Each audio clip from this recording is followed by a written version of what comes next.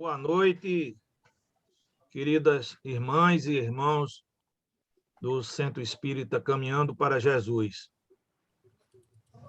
Estamos aqui reunidos para mais uma palestra, a nossa 198ª palestra virtual. E para iniciarmos os nossos trabalhos, vamos pedir ao nosso irmão Almir Cosme para fazer a prece inicial em nome do nosso querido Mestre Jesus. Assim seja.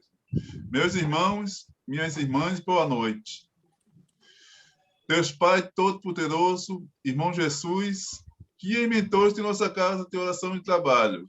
Mais uma vez aqui reunido virtualmente, pedimos que toda a intuição seja dada ao nosso irmão Luiz, que hoje nos apresentará um trabalho muito importante sobre o tema da depressão.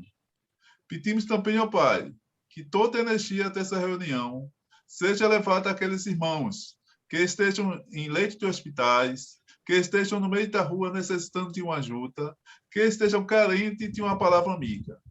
Em prece, devolvo a palavra ao nosso irmão Douglas, que está dirigindo o trabalho, para que eu mesmo tenha iniciado essa reunião com tua santa e bendita paz. Assim seja.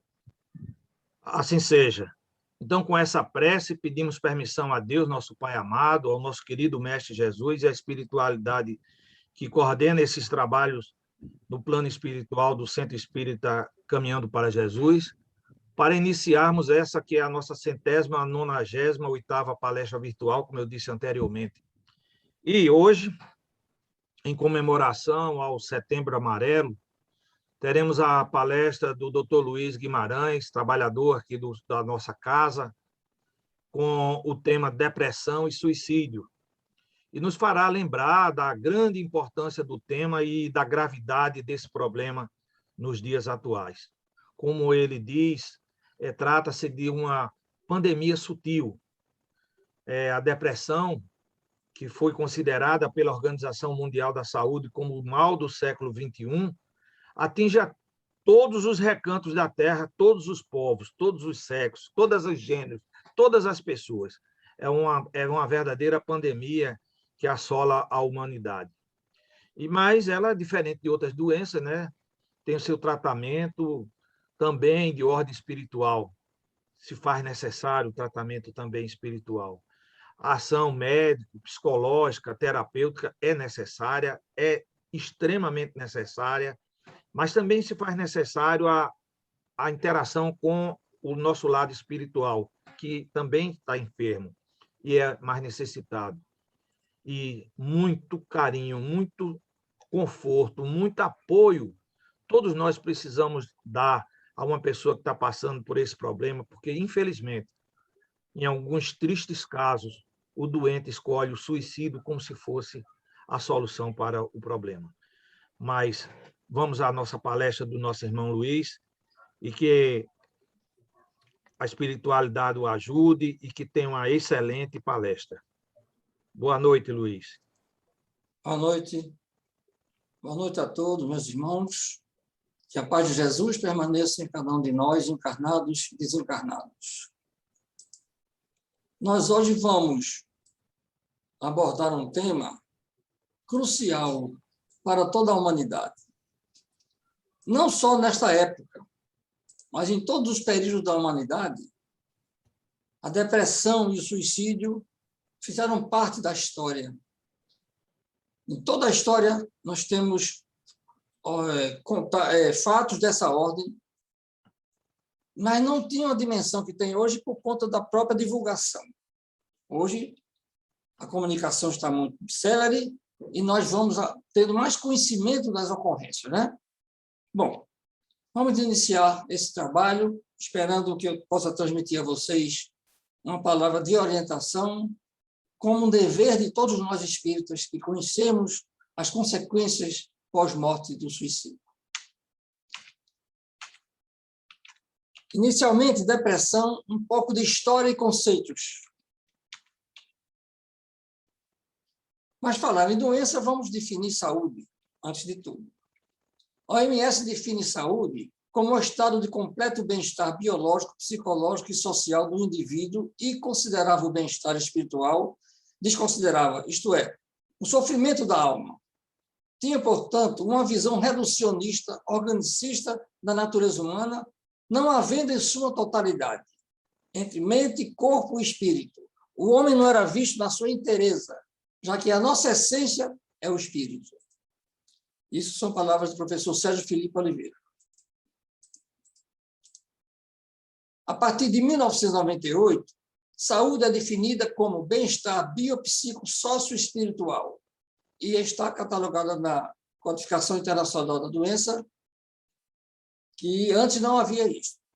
Item F44.3. Digamos que saúde é o estado ideal da vida. Doença é a ocorrência vibratória perturbadora, mudança de comportamento na organização molecular do indivíduo ou no seu psiquismo em processo de amadurecimento. Todos nós sabemos que somos seres ainda indefinidos, porque estamos ainda em processo de aperfeiçoamento. E a nossa célula orgânica sofre as consequências da depressão, do estado mental do paciente. Isso aqui está em Visão, Vida, Desafios e Soluções, de Divaldo Pereira Franco, pelo espírito Joana de Ângeles. Depressão na antiguidade, já que é uma doença longínqua, não é uma doença do século, ela está sendo agora considerada doença em termos de pandemia, em termos de incidência, mas é uma doença que vem da antiguidade. Hipócrates, médico grego e pai da medicina, foi o primeiro a descrever a depressão.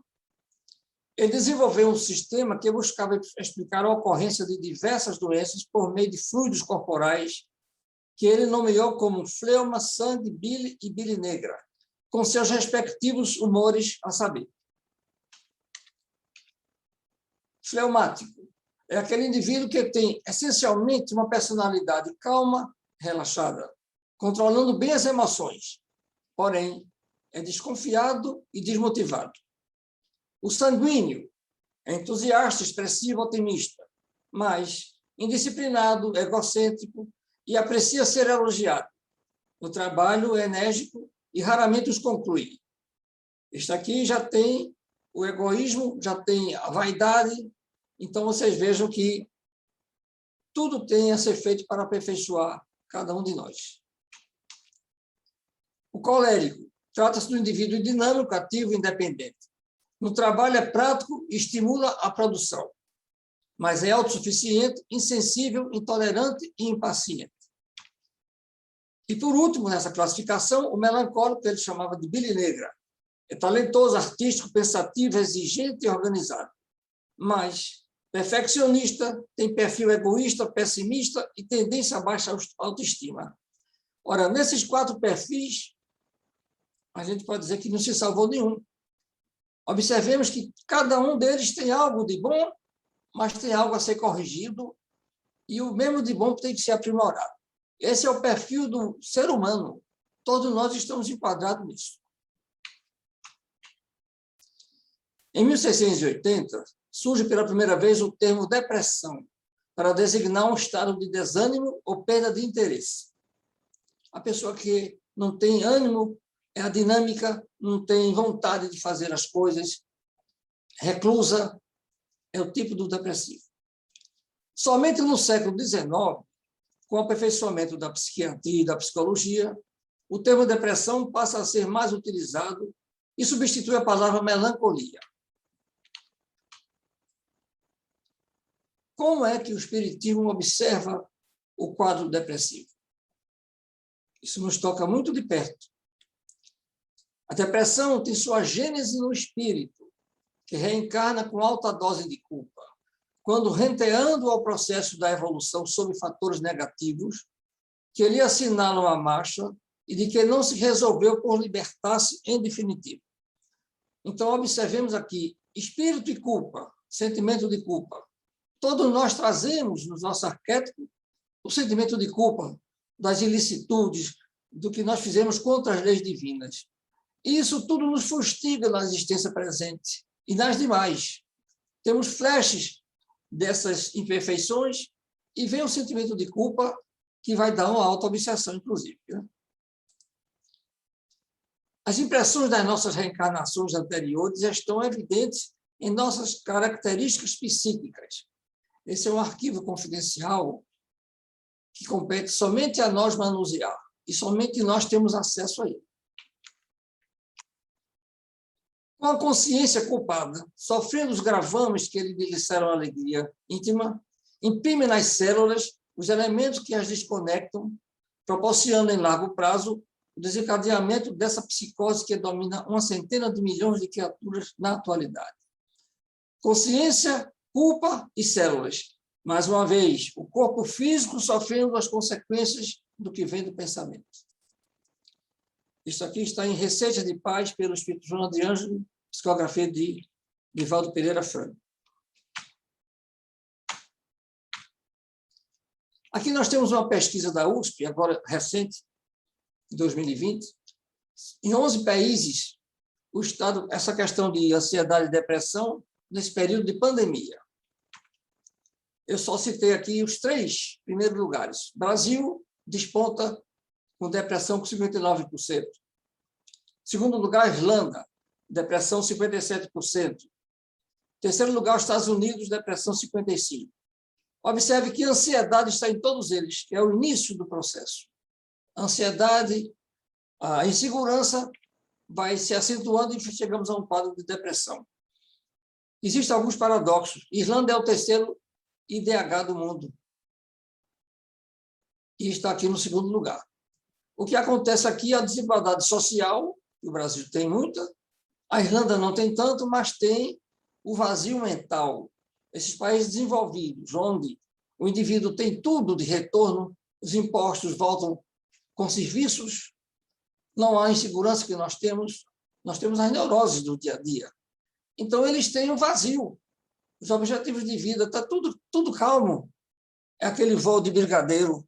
Então, eles têm um vazio na mente e também se comete o suicídio pela melancolia que deve chegar deles. E o terceiro lugar foi os Estados Unidos.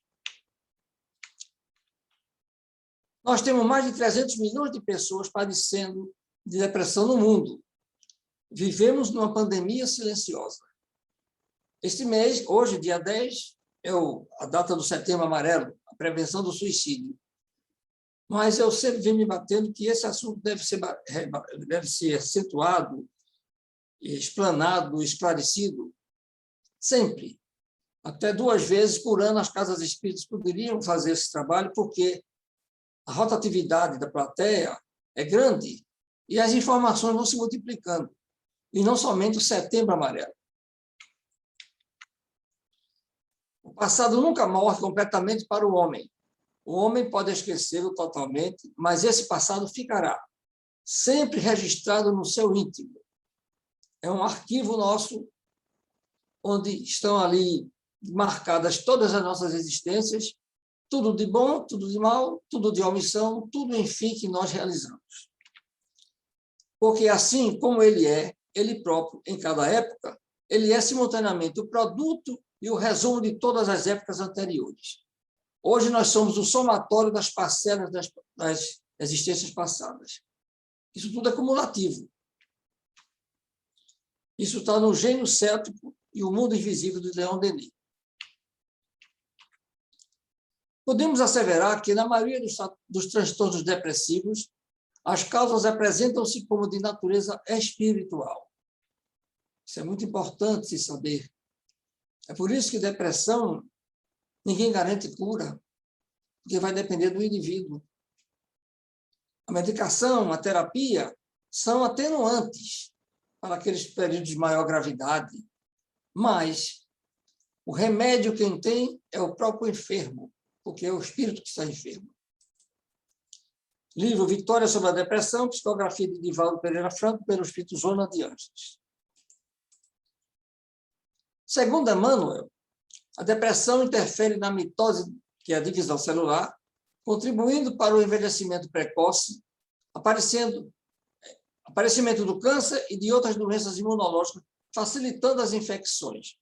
Mais uma vez, o organismo físico sofrendo os efeitos do estado mental do paciente. A mitose é um processo fisiológico normal de toda célula. É um processo que ela se divide em 2.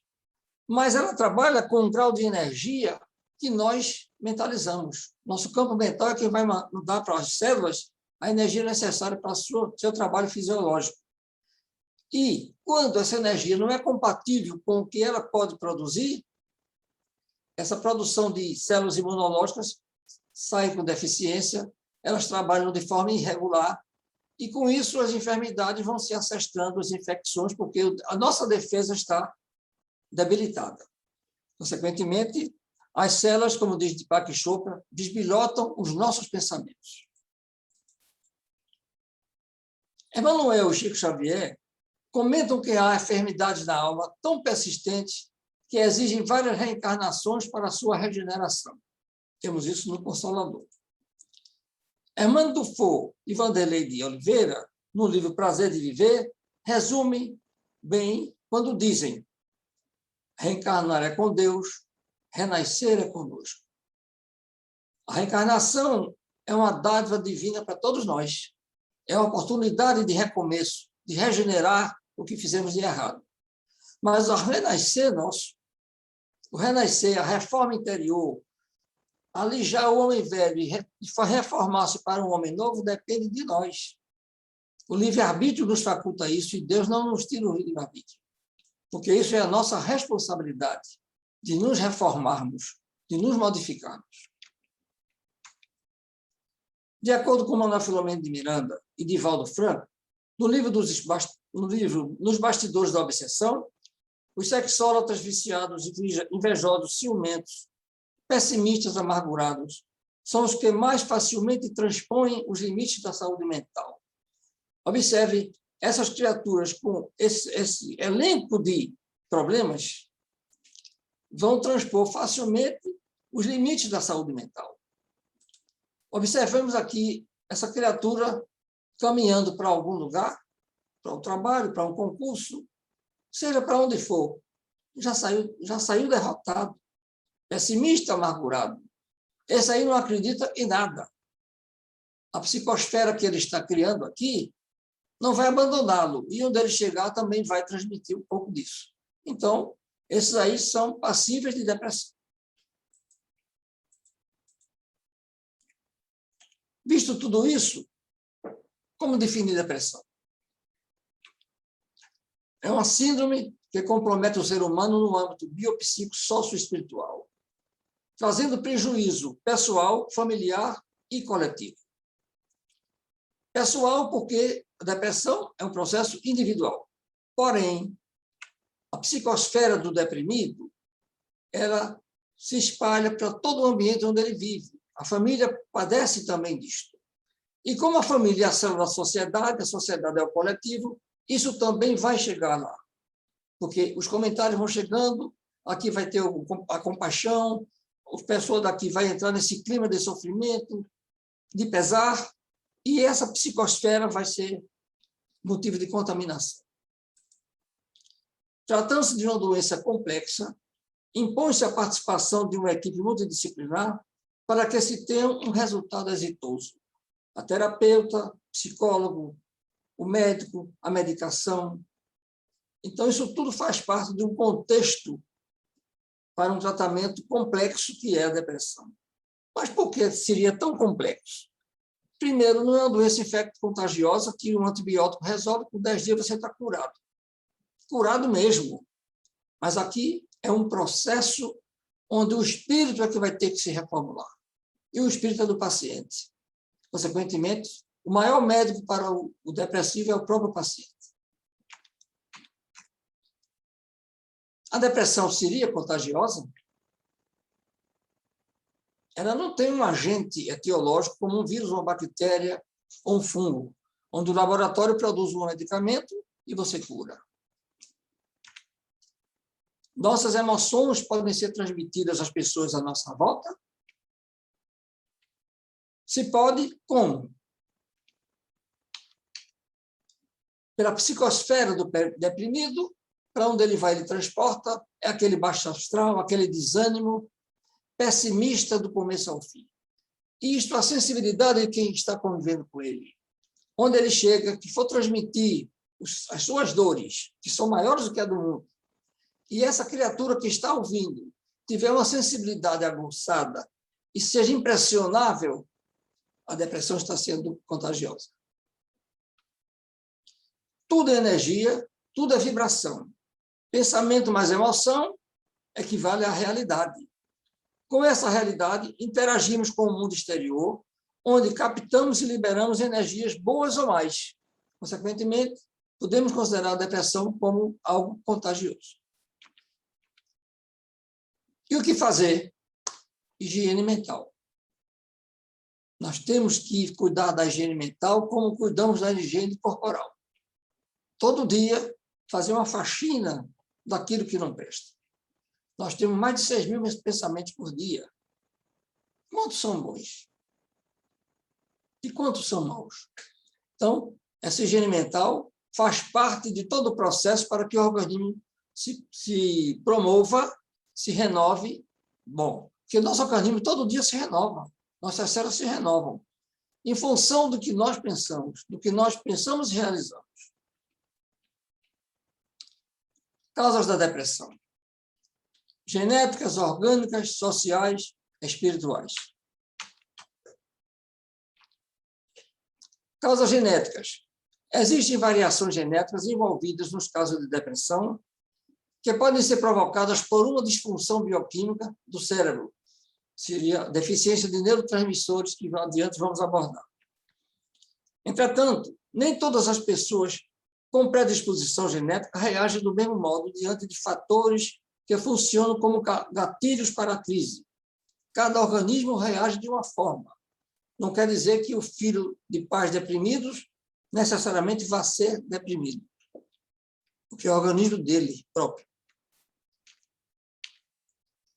Traumas da infância, estresse físico e psicológico, doenças sistêmicas como hipotiroidismo, consumo de drogas, álcool, cocaína, anfetaminas, que comprometem o bom funcionamento do cérebro, causando alteração do comportamento, do humor, da consciência. Esses elementos são gatilhos que podem desenvolver algo que está inerte, que está hibernado no indivíduo. Pode desenvolver. Quem nos diz isso é o Dr. Drauzio Varela. Os neurotransmissores, o que são? Mensageiros químicos que transportam, aumentam, modulam sinais entre as células do corpo. Nós vivemos nesse universo de comunicação intercelular. Nós temos aqui um deles, a adrenalina, que é para a luta e para a fuga. É aquele hormônio que você tem um susto, o coração dispara, a pressão sobe e você está pronto para correr ou para lutar. Noradrenalina é concentração, acetilcolina é aprendizado, glutamato é memória, serotonina é humor, dopamina é prazer, endorfina euforido. Eu aqui selecionei serotonina e dopamina porque eles têm tudo a ver com o que nós estamos tratando, que é depressão.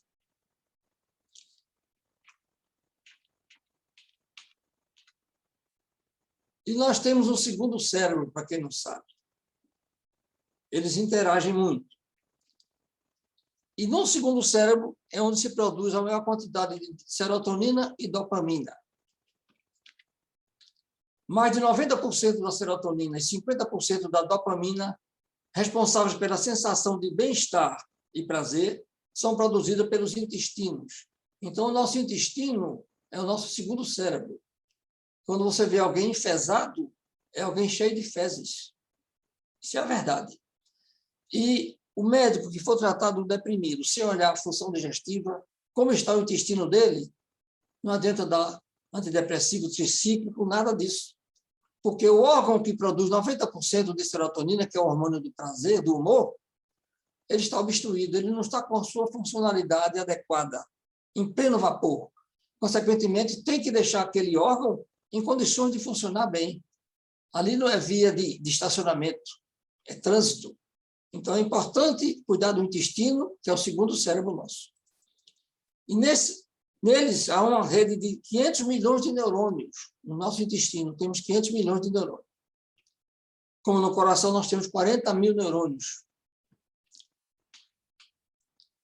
Causas orgânicas da depressão, endógenas, quer dizer, internas.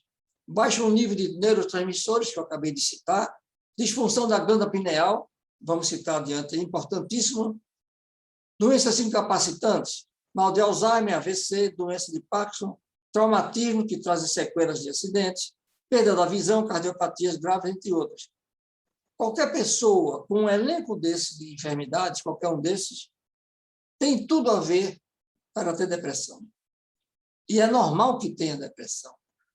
Você admite um atleta com pleno vigor fica paraplégico de repente. A vida dele acabou-se. Ele tem que ter um amparo médico psicológico aqui profundo para que ele venha superar esse estado de sofrimento que ele vai passar. A glândula pineal, ou terceiro olho. Ao que tudo indica, a pineal humana foi melhor descrita pela primeira vez no ano 300 a.C., pelo médico Herófilos e o anatomista Erasistratos, ambos gregos que fundaram a Escola Médica de Alexandria, que atribuíram ao órgão a função de válvula da memória. Observe que a pineal é uma glândula que vem de longos tempos sendo pesquisada, sem a tecnologia de hoje, mas que essas criaturas tinham a luminosidade de descobrir essas verdades. René Descartes, filósofo físico e matemático francês, disse: a alma exerce suas funções, mas particularmente por meio de uma glândula do cérebro. A glândula pineal é o órgão da interação entre a alma e o corpo, é o princípio da sede da alma. Então, observemos a importância da glândula pineal, inclusive vamos ver adiante sobre a mediunidade também. Glândula da vida mental. A glândula pineal é a veladora dos instintos, equilibrando o setor emotivo, sempre fustigado pelas nossas cargas pretéritas. Aquele arquivo que eu disse que nós trazemos, ela é quem equilibra, é a veladora de todas essas nossas instabilidades emocionais também. Isso temos em Missionários da Luz, pelo Espírito André Luiz, psicografia de Chico Xavier. A pineal atua também como fotossensitiva, capaz de ver o mundo espiritual e de coligá-lo com a estrutura biológica. É o único órgão que se relaciona com a dimensão espaço-tempo. É o nosso órgão cronobiológico. Noite e dia, ela é quem regula o nosso organismo. Como o órgão sensorial, capta o magnetismo externo e o transforma em neuroquímica, vivo do dualismo espírito-matéria. Ela vai ter uma função fundamental para aqueles neurotransmissores. Professor Sérgio Felipe Oliveira.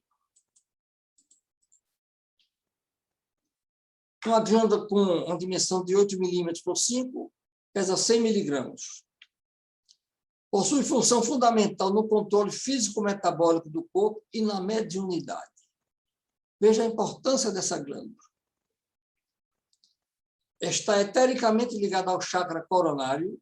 Sua disfunção é também fator desencadeante dos processos depressivos e enfermidades físicas. Então, essa dualidade corpo físico e espírito, ela está ligada totalmente.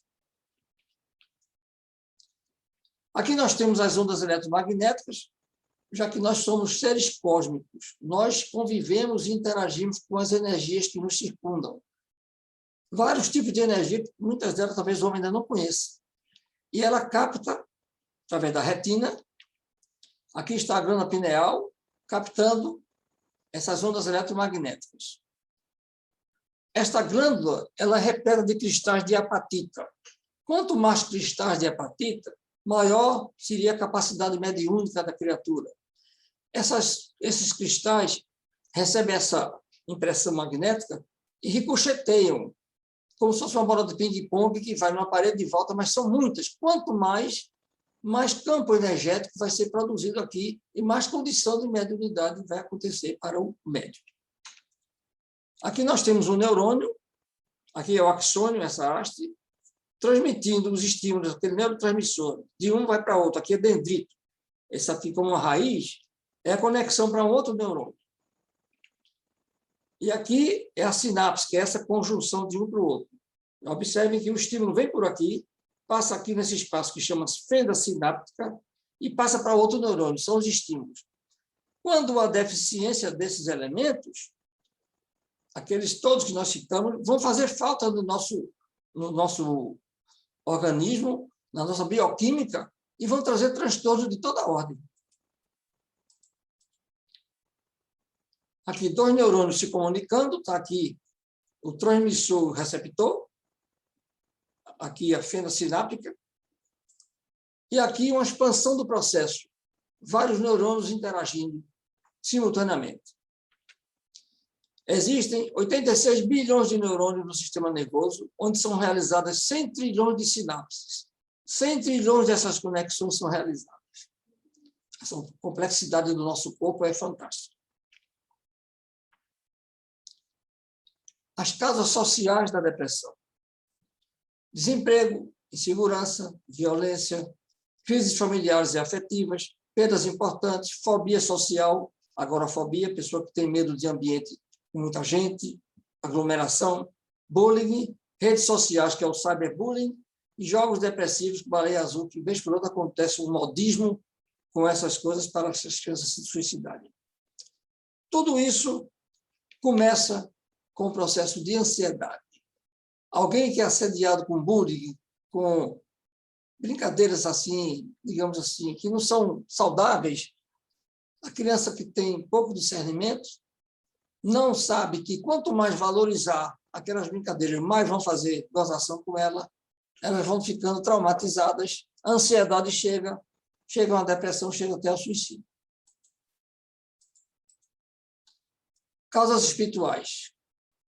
Essa é da nossa casa. Qual seria? As nossas imperfeições morais. Reside nelas todas as causas de ordem espiritual. E o que mais nós temos é a imperfeição moral. Livro dos Espíritos, questão 785. Qual o maior obstáculo ao progresso? O orgulho e o egoísmo. Refiro-me ao progresso moral porquanto o intelectual se efetua sempre. Por isso que há disparidade intelectual e moral, à distância. O egoísmo é a fonte de todos os vícios, como a caridade é a fonte de todas as virtudes. Nos diz isso Allan Kardec. Aqui nós vamos fazer um parâmetro entre tristeza e depressão.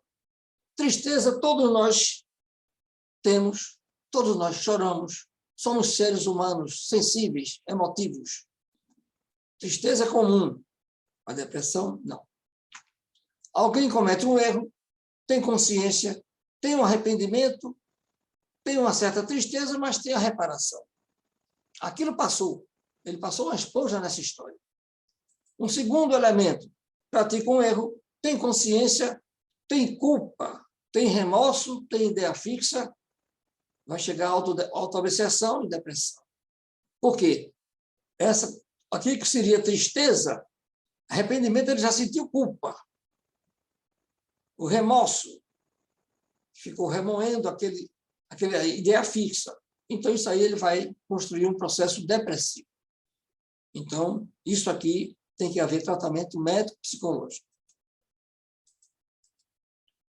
Os sintomas da depressão: angústia, ansiedade, desânimo, cansaço fácil, apatia, desesperança, falta de motivação, sensação de falta de sentido da vida, sem vontade de viver, desejo de morrer, insônia e irritabilidade. Isto é a maior causa de absenteísmo em 2020. Então, é uma doença que preocupa a saúde pública, preocupa os países, porque as criaturas com nível de produtividade estão incapacitadas de produzir. Do ponto de vista econômico, para a nação, é ruim. Do ponto de vista médico e social, é transtorno para quem convive com ele. Resistência ao tratamento. O depressivo não se considera doente. Busca o isolamento, medo de assumir sua fragilidade. Mantém silêncio, forma de agressão à família. Ele busca se isolar porque ele foge da realidade. Ele se isola porque ele não quer conviver. E observe que geralmente fica num quarto escuro, a luz incomoda. Por quê? Ele ali está realmente tendo a influência de outros irmãozinhos daquele mesmo nível vibratório. E prefere se isolar naquele mundo dele e sofre. Sofre porque não convive com ninguém, não desabafa. Depressão, corpo, mente e alma. Isso é do psicólogo Wagner Luiz Garcia Teodoro.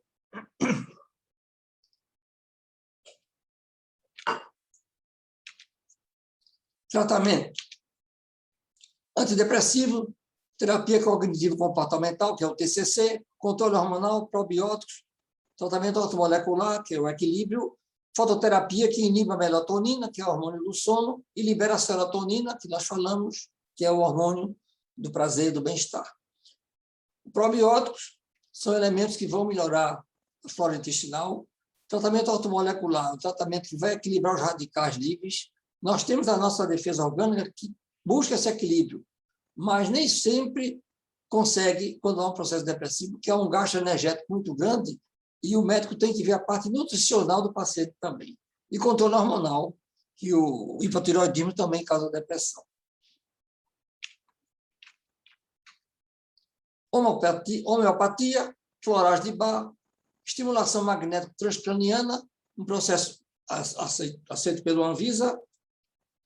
E aqui um dado, cerca de 2/3 das pessoas tratadas respondem de modo satisfatório ao primeiro antidepressivo prescrito. Quer dizer, é uma doença controlável. Agora, a cura vai depender do paciente.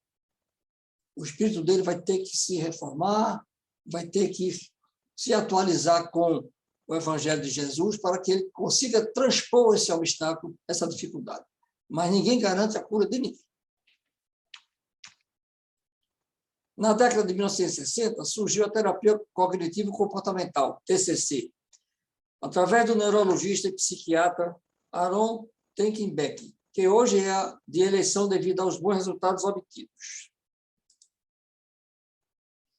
Tríade cognitiva negativa. Aqui está o indivíduo depressivo, considerando ele perante o mundo e perante o futuro. A visão que ele tem sobre tudo isso é isto. Sobre o eu sou inútil, eu não consigo fazer nada direito. Sobre o mundo, todo mundo me odeia. Tudo é terceirizado, tudo está errado, menos ele. Sobre o futuro, as coisas nunca vão mudar. Pessimismo em alto grau. Baixo astral, baixa autoestima, depressão. E aqui está uma forma do tratamento. Determinado evento, vai haver avaliação cognitiva. Como é que o indivíduo se comportou com aquele evento? O que foi que ele captou daquilo? Daqui vem o estado emocional dele em função dessa avaliação cognitiva e daqui vem o comportamento dele. Como ele está vendo tudo negativo, o comportamento não vai ser nada bom. O que é que o terapeuta faz? Modifica a visão do evento, muda o foco do que ele está vendo, como se houvesse, aliás, como existe duas faces numa moeda. O indivíduo só está vendo uma face.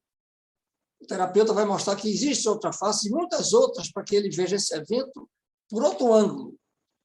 Então, com isso, ele vai melhorar a avaliação cognitiva, a emoção vai modificar e o comportamento, obviamente, também. O que foi que aconteceu com isso? Beneficiou o padrão vibratório dele.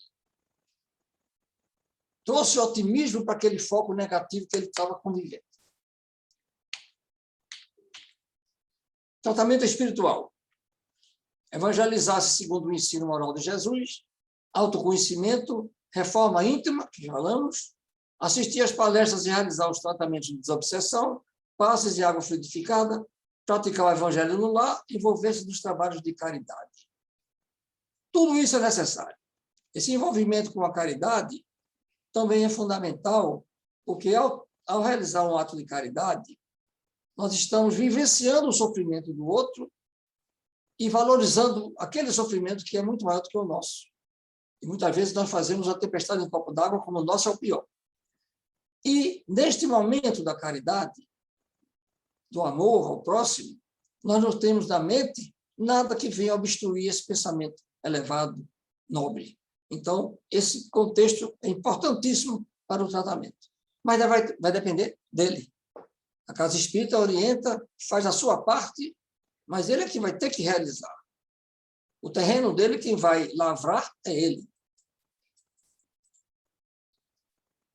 Bom, chegamos no que não desejaríamos que chegássemos, o suicídio, uma calamidade mundial. O Setembro Amarelo começou com Mike M., um jovem de 17 anos, habilidoso em mecânica de automóvel. Eu sei que ele pegou um Mustang 68, reformou, atualizou, pintou de amarelo. Mas não se sabe por que, suicidou-se. E foi aquela consternação total. Seus amigos escreveram cartões postando no velório: se precisar, peça ajuda. E distribuíram no velório o fato. O velório. O fato expandiu-se pelos Estados Unidos. Então, foi algo que expandiu-se. Um professor de outro estado americano havia recebido um dos cartões de uma aluna pedindo por ajuda. Veja bem, ele cometeu suicídio, não foi bom para ele nem para a família, mas ele deixou uma raiz do bem. Um lado mau, mas que trouxe algo de bom. Desencadeou para o mundo todo a visão para esse problema do suicídio. Olhando esse fato trágico para ver o fruto bom que ele nos trouxe. Por isso que é importante a gente ver toda dor pode ter uma lição que possamos aproveitar. Aqui nós dizemos que é o ano todo, esse Setembro Amarelo, amor à vida, o ano todo e não somente no mês de setembro. A visão espírita sobre o suicídio. Livro dos Espíritos, questão 944. O homem tem o direito de dispor da sua própria vida? Não. Somente Deus tem esse direito. O suicídio voluntário é uma transgressão da lei divina. Tudo nosso é por empréstimo. Se nós fôssemos donos da nossa vida, nós marcaríamos o dia do desencarne, marcaria o dia que vai ter uma doença ou que não vai ter. Deus nos deu a vida, nos deu o livre-arbítrio para nós administrarmos a nossa vida. Mas Ele é que sabe o melhor para nós e Ele é que é dono da nossa vida. Livro dos Espíritos, questão 957. Quais, em geral, em relação ao estado do espírito, as consequências do suicídio? Muito diversas são as consequências do suicídio, não apenas determinadas, e em todos os casos correspondem sempre às causas que o produzem. Todo delito tem a sua penalidade em função da gravidade, das circunstâncias. Cada caso é um caso. Não pode ser uma pena genérica. Não pode. Há, porém, uma consequência que o suicida não pode escapar. É o desapontamento. Do outro lado, com a consciência lúcida, ele vai ver a transgressão da lei divina, vai ter um arrependimento forte, vai ter um desapontamento e um sofrimento inigualável. Por isso que é bom sempre alertarmos para quem tem uma ideia dessa que demova essa ideia, porque não está livrando do problema, está aumentando o problema. Suicídio, solução insolúvel. Conscientizar as criaturas a respeito das consequências do ato no além-túmulo, das dores que nasceram nos familiares e do ultraje às leis divinas é método salutar para diminuir a incidência dessa solução insolúvel. Temas da Vida e da Morte, capítulo 1 de Valdo Franco, pelo Espírito Manuel Filomeno de Miranda. Há um aumento preocupante de suicídios em todos os países. O que pode ser feito a respeito? A doutrina espírita é uma vacina contra o suicídio, mostrando-nos que se trata de uma porta falsa, que nos precipita em sofrimentos 1000 vezes acentuados. Por isso, um dos grandes recursos para combater o suicídio é a divulgação. Reencarnação, tudo o que você precisa saber, de Richard Simonetti. Prevenção. Observar a mudança de comportamento, realizar abordagem cautelosa com palavras de incentivo à vida, oferecer apoio procurando externar confiança, valer-se do CVV, fone 188, buscar imediato apoio médico-psicológico, entre outros. Esse é o quadro de prevenção, para quem desconfia de alguém que quer fazer esse ato translocado. Observar o sentimento de vitimização, que são as frases de alerta. O deprimido, no caso, que queira se suicidar, ele sempre é vítima. Ninguém o compreende, o mundo não quer saber dele, é rejeitado por todo mundo. Eu preferia estar morto. Eu já sei o que vou fazer. Eu não aguento mais. Eu sou um perdedor e um peso para os outros. Os outros serão mais felizes sem mim, entre outras frases de lamentação. Então, são criaturas que não têm amor à vida, porque não conseguem enxergar o valor da vida. A vida tem um grande valor. É preciso que a gente procure viver, não é viver bem, é viver para o bem. Aí você vai se sentir melhor. Às vezes, o suicídio vai sendo tecido artesanalmente no íntimo da alma e a pessoa não demonstra isso para nós. Quem nos diz isso é o Dr. Neuri J. Bottega, professor titular da Unicamp. A cada 40 segundos, uma pessoa tira a própria vida no mundo. Mais de 800 mil casos de suicídio ocorrem anualmente. Trata-se de um grave problema de saúde pública. No Brasil, a cada 46 minutos ocorre um suicídio. Quadro grave. Segundo o psiquiatra Rodrigo Almeida Ramos, da Bahia, os índices apontam que, em mais de 90% dos pacientes que se suicidaram, havia uma doença mental relacionada. Então, como Emmanuel disse, que a gênese está no espírito, as doenças mentais, está aqui a estatística humana mostrando. Na grande maioria dos casos, o diagnóstico associado era de depressão. Então, cuidar da depressão é evitar o suicídio, né? Porque a depressão tem um tratamento, o suicídio já não tem. Suicídio no Brasil é a quarta causa de morte entre jovens de 15 a 29 anos de idade. Idade produtiva, do ponto de vista econômico para a nação, é um prejuízo tremendo. A criatura, na flor da idade, como se diz, destrói a vida, achando que se livrou do problema, quando, na realidade, multiplicou em muito o problema. Aqui uma estatística, de certa forma, antiga, mas que serve. Houve, no Rio de Janeiro, 1,36 de suicídio, São Paulo, 4,95, e no Rio Grande do Sul, 10,18. Rio Grande do Sul não se compara com o Rio de Janeiro nem São Paulo em termos de população. Então, a incidência era para ser maior nos estados onde tem mais população. Mas o pior é que aqui foi numa cidade, o grande índice foi numa cidade do Rio Grande do Sul, não foi o estado todo que aconteceu. Em 1996, houve uma epidemia de suicídio na cidade de Venâncio Aires, vizinha de Santa Cruz do Sul, capital do fumo, com repercussão internacional. Então, chamou-se a atenção das autoridades para ver o que estava havendo naquela cidade. Cidade com 100 mil habitantes. As causas: cultivo de fumo, uso de agrotóxicos, presença de manganês nos fungicidas, que é metal pesado, é neurotóxico, endividamento e desigualdade social. Isso existe em todos os quadrantes do país. Mas esses fatores foram os fatores agravantes. Na hora de colheita do fumo, ele se contaminava só em bater, pela pele absorviam aquelas drogas, e os agrotóxicos são os vilões dessa coisa toda. E o manganês como um metal pesado de ordem neurotóxica. E um dado interessante, taxa de suicídio em índios. Observou-se que homens, índios 23%, branco 9%, 5%, negros 7,6%, mulheres índias 7,7%, brancos 2,7%, negros 1,9%. Observe como disparou em índios. Chamou-se a atenção também. Por que essa incidência tão grande nos índios? Eles tinham o hábito de usar timbó ou timbi, que contém rotenona, que é um pesticida orgânico, que causa a imobilização ou morte dos peixes, facilitando a sua captura.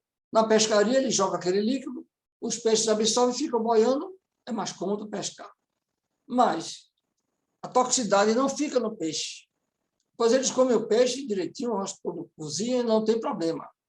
Mas eles, como seres humanos, também têm depressão, têm problemas de ordem social, familiar, ordem econômica. Então, o que acontece? Os índios ingerem a substância e calculam o tempo e a distância do timbo para morrer no caminho, para não morrer no caminho. Segundo a crença, não iriam para o local dos guerreiros após a morte. Ou seja, quando eles têm essa depressão a ponto de suicídio, eles tomam esse veneno, mas eles calculam mais ou menos até onde o tempo de chegar na tenda deles para morrer na tenda. Porque se morrer no caminho, não vai para o estado dos guerreiros nobres. Consequentemente, é uma incidência muito grande também com os indígenas, pouco divulgado. Aqui, a OPAS, a Organização Pan-Americana de Saúde, trouxe um perfil em 2020. Estudos mostram um aumento de angústia, ansiedade e depressão, especialmente em profissionais de saúde, do Covid. Somadas às questões de violência, transtornos por consumo de álcool, abuso de substâncias e sentimento de perda, tornam-se fatores importantes, podendo aumentar o risco de uma pessoa decidir tirar a própria vida. Aqui ele enfatizou profissionais de saúde, porque quem estava na frente dessa batalha não é fácil.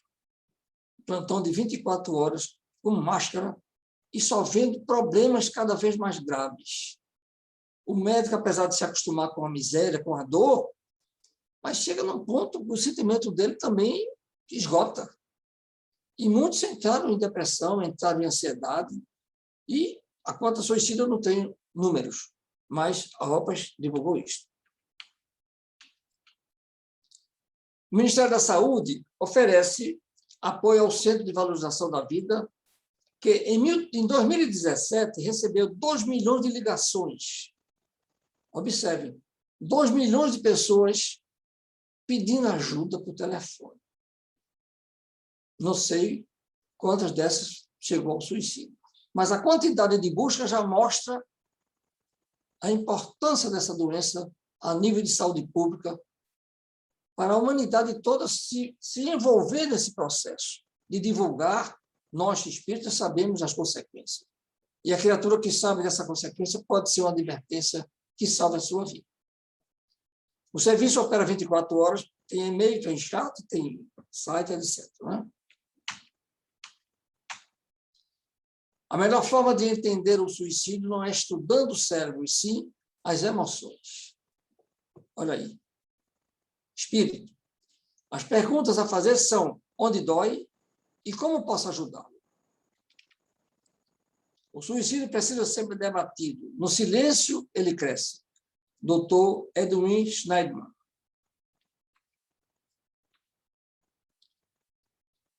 A imaginação é a metade da doença. A tranquilidade é a metade do remédio. A paciência é o começo da cura. Ibn o Avicena, é o nome dele latinizado, médico, filósofo e cientista persa, que nos traz essa mensagem que eu achei grandiosa. Mensam in corpore sano, uma mente sana, um corpo são. Frase de Décimo Júnior, poeta satírico romano. Quando tivermos a mente sã, as energias puras, o corpo estará são, porque vão receber energias boas para o processo fisiológico. Então, sanear os pensamentos é a base de tudo para a saúde mental e física e espiritual. A vida é uma dádiva de Deus que deve ser preservada. Muita paz, obrigado. Depois dessa palestra fantástica, do Dr. Luiz, sobre a depressão e o suicídio, os cuidados que nós precisamos ter com uma pessoa que está depressiva, o alerta que os pequenos sinais que um depressivo emite e que precisamos, como familiar, como amigo, estar atentos para socorrer aquela pessoa que está passando por esse problema tão sério, que é a depressão, e que, infelizmente, em alguns casos, leva a pessoa até a cometer o ato extremo do suicídio. Mas vamos ter confiança, né? Vamos lutar, vamos ter fé. E, ao sentir os primeiros sintomas, buscar ajuda profissional, médica, de um psicólogo, de um psiquiatra, buscar também uma casa espírita para que possa ser orientada, buscar uma pessoa de confiança que ele possa levar o seu problema, um profissional, porque nessas horas é necessário a presença de um profissional que saiba lidar com esse problema tão sério que é a depressão, ou buscar ajuda através do Centro de Valorização da Vida, que o Dr. Luiz acabou de citar, ou hoje tem um projeto também escutatória, de um grande trabalho que está sendo realizado dentro do movimento espírita brasileiro, coordenado aqui por Pernambuco, que também está levando conforto a essas pessoas que estão passando por esse problema. Mas, principalmente, nós, como seres humanos, como pessoas que convivem com alguém que está vivenciando esse drama tão sério que é a depressão, precisamos ajudá-lo, ter a coragem de chegar, conversar, dialogar, dizer que ele não é o fim do mundo e as coisas não funcionam para ele. Não, não é assim. Ele também é filho de Deus, ele é um filho amado, como nós somos, e que o problema que ele está passando é um problema momentâneo, que com certeza terá solução. Todos os problemas que surgem na nossa vida têm solução. Nós não podemos até entender aquela solução naquele momento, mas Deus jamais vai dar uma cruz maior para nós do que nós podemos suportar. Todas as nossas dificuldades, todas as nossas adversidades, nós temos capacidade, sim, de superá-las, de enfrentá-las, com certeza, porque Deus é o nosso Pai, Deus está nos coordenando as nossas vidas. Então, precisamos confiar nisso, confiar no Pai. Nós somos filhos amados. Não esqueçamos nunca disso. Nós somos filhos amados de Deus.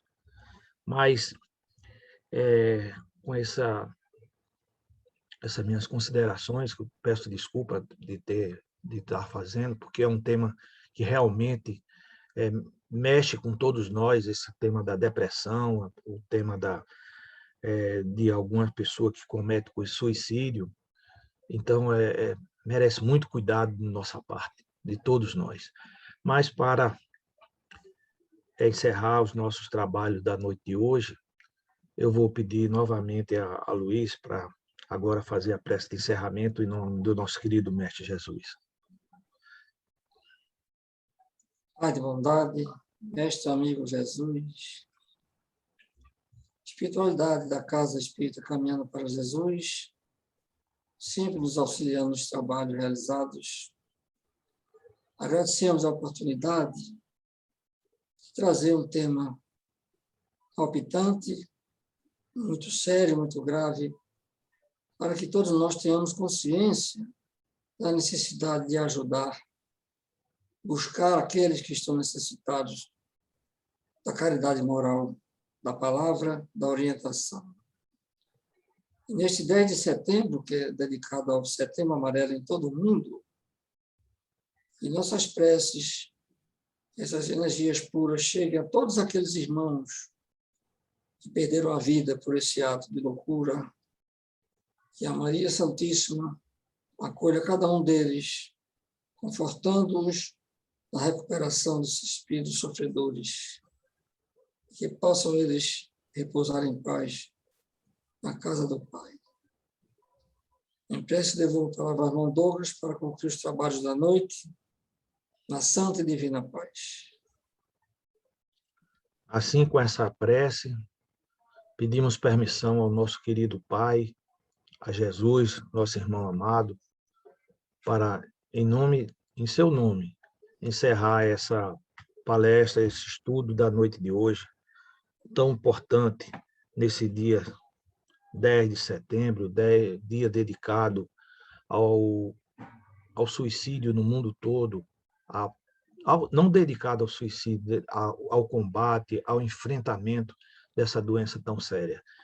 Que a nossa mãe Maria, mãe de Jesus, nossa mãe espiritual, nos seus trabalhos maravilhosos, possa acolher todos esses nossos irmãos que partiram nesse ato extremo de sofrimento e de dor.